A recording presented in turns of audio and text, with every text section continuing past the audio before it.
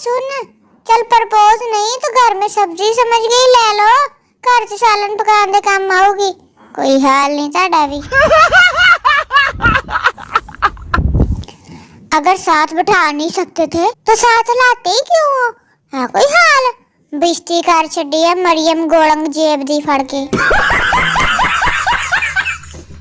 माशाल्लाह, अपनी क्लास में 140 में से 134 पोजीशन हासिल करने वाली हमारी अदलिया, कपड़े ऐसे जैसे गुलाफे काबा, ते फैसले इदां जिदां इबलीस को सीखे हुंदे न कंजर।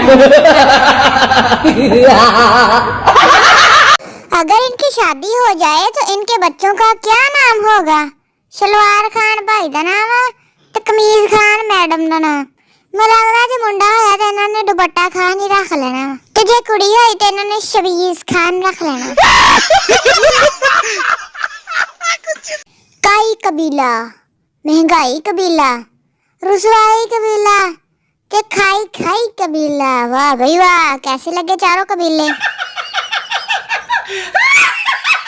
प्यार झूठा निकले तो खुद को संभालना मुश्किल होता है, तो प्यार सच्चा निकले तो न्याणे संभालने औखे हो जाते हैं।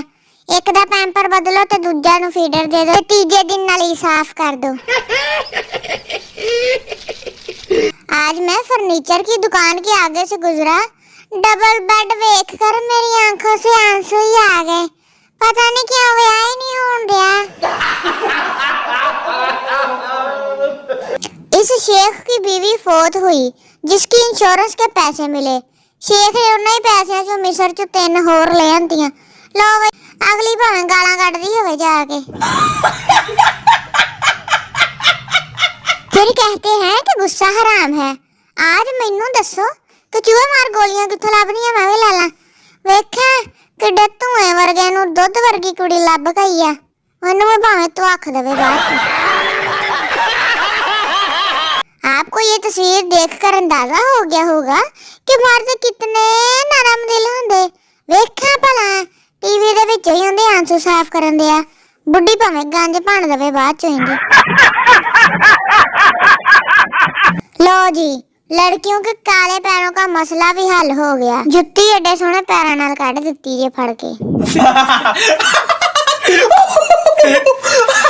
जूते बनाने वाली इस कंपनी से मेरा सवाल है कि जूतों का ये डिजाइन नया फैशन है कि कोई सजाव आ?